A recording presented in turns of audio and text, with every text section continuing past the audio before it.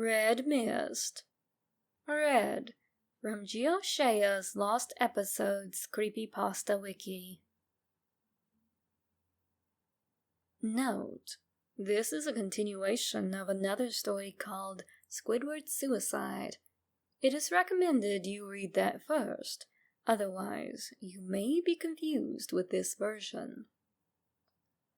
Red Mist is a controversial real-life bootleg tape featuring an unaired episode of SpongeBob SquarePants. Like the long-lost but recently discovered Suicide Mouse tape, Red Mist was purportedly created by a now-imprisoned Scottish animator for the series, who intended to pass the tape off as the Season 4 premiere episode, and featured the death of Squidward. Description of the tape. Red Mist begins with Squidward preparing to practice his clarinet in his room as SpongeBob and Patrick play merrily outside. Squidward wraps his mouth around the clarinet and is only able to play one note before being interrupted by someone knocking on the door.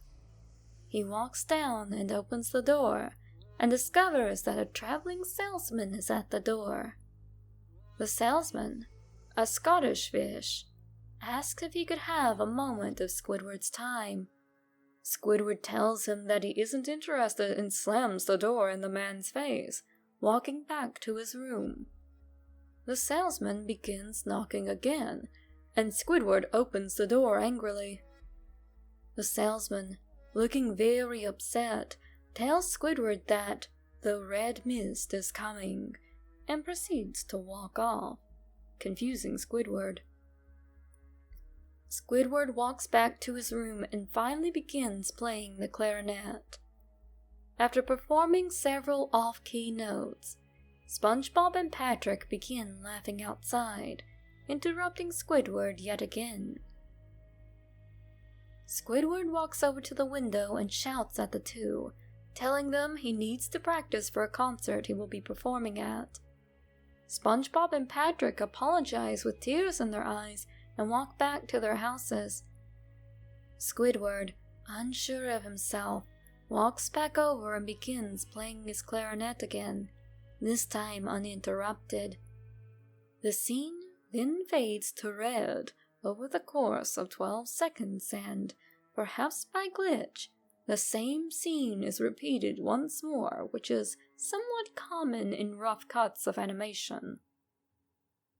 However, this time, the eyes have been replaced with new, more realistic eyes with red pupils, clearly not real, but more realistic than CGI, TV, or animation. The audio is also completely absent from this scene, a save for occasional clicks. After the repeat of the previous scene, a new scene begins with the same red eyes, but at the theater where Squidward is playing his clarinet. The frames in the animation skip every 4 seconds, but the sound remains synced. After an unruly performance of a song he dubbed Red Mist, SpongeBob and Patrick are seen in the crowd booing Squidward, very uncommon for them. The scene then pans to reveal the same Scottish salesman sitting next to them, also booing, as Squidward walks back to his home with his head in his tentacles. What's odd is that the scene actually shows him walking to his house with nothing happening in the background, for 3 minutes and 50 seconds before abruptly cutting to red for another 20 seconds, just as he arrives at his house. A new scene appears, back to the original cartoon eyes, with Squidward sitting in a chair in his room that night, with a blank look on his face for roughly 30 seconds before beginning to sob softly. Again, the audio is completely missing for most of the scene until the sobbing begins. This is when the sound of a slight breeze through a forest can be heard in the background. It also begins very mildly zooming in on Squidward's face, only noticeable if you compare 10-second frames side by side. The sound of him sobbing can suddenly be heard very loudly and severe as the screen twitches in on itself briefly. The salesman's laughter can also be heard echoing in the background. After another 30 seconds, the screen blurs and twitches violently, and a single frame flashes over the screen. Upon pausing it exactly on the frame, the viewer can see a real-life photo of a deceased 6-year-old boy laying in the forest in his underwear, whose face has been mangled, eye has been popped, and stomach cut open with entrails laying beside him. Next to him, the shadow of the photographer is clearly visible, with part of the photographer's hand appearing to the right of the screen. After this photograph is seen, it cuts back to Squidward sobbing, much louder than before, with what appears to be blood running from his eyes instead of tears, and the sound of the salesman still heard. The sound of the wind in the forest is also played at a much louder volume, but now with the sound of branches snapping and the screams of a young boy can be heard. After 20 more seconds, another single frame appears, this time of an 8-year-old girl in the forest laying on her stomach in a pool of blood, with her back cut open and entrails piled on top. The shadow of the photographer is also visible. The scene reverts back to Squidward, now with the same realistic red eyes from before, completely silent and no longer sobbing. The sound of the forest can no longer be heard. Another 3 seconds later, and it cuts back to the sobbing, this time piercing loud with the sound of the forest heard.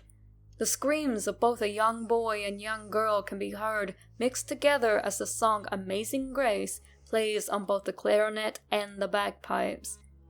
During this, 7 frames are seen in black and white of the boy from the first photograph lying in the woods.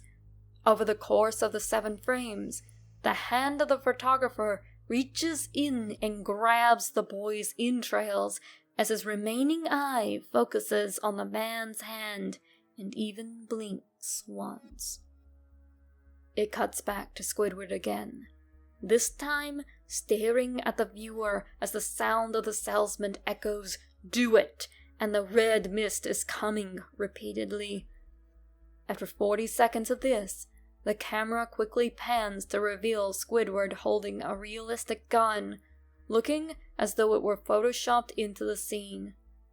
Squidward lifts the barrel into his mouth and fires, with blood shooting out from his head. Delivery of the tape. On November 7, 2004, after the initial animation of the storyboards were completed in Five Scotland, the tape was delivered to the lead animators and sound editors at Paramount Studios in Hollywood, California, during the middle of the night. The tape was taken to the editing room where it was to be watched by said animators and editors, as well as 2 16-year-old interns. The tape, which was supposed to feature the rough cut of Year of a Krabby Patty, instead began with a title card using the name Squidward Suicide. While thrown off at first, the animators continued watching, discovering the tape had been heavily tampered with as some sort of cruel joke. As a result, 4 animators, Barry O'Neill, Grant Kirkland Jr., Alyssa Simpson, and Jack Galliston, were sent to the hospital. 1 editor retired, Fernando de la Peña, and 1 intern, Jackie McMullen, committed suicide. The tape was sent to the police, who determined that it had been made by Andrew Skinner, a disgruntled animator from Five Scotland, who has since been charged with 9 counts of murder, including the murder of the 2 children seen in the tape. Oddly enough, after going through the data on the VHS, police discovered that the last edit to the tape had been made exactly 24 seconds before it was watched by SpongeBob staff. One copy of the tape was made before police confiscated the original by Chaz Agnew, writer of this article and the sole surviving intern from that night. Agnew has made various attempts to distribute copies of Skinner's tape and hopes to secure clearance rights to release it on several online auction websites soon.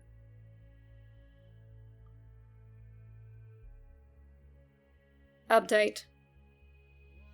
A Sony Betamax tape marked Red Mist was discovered in a warehouse in mid-eastern Canada on August 12, 2016. It was found by Marcus Andrews and reported to Nickelodeon.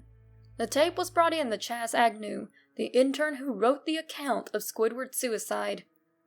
They had to hunt for a beta VCR in decent condition, but they were able to find one at a nearby Goodwill. When the tape was watched, it was in poor condition. The tape was then cleaned for a few hours, and the quality vastly improved, although still quite low for a beta, which was supposed to be better than any other videotape at the time. The tape fit exactly to the reported content.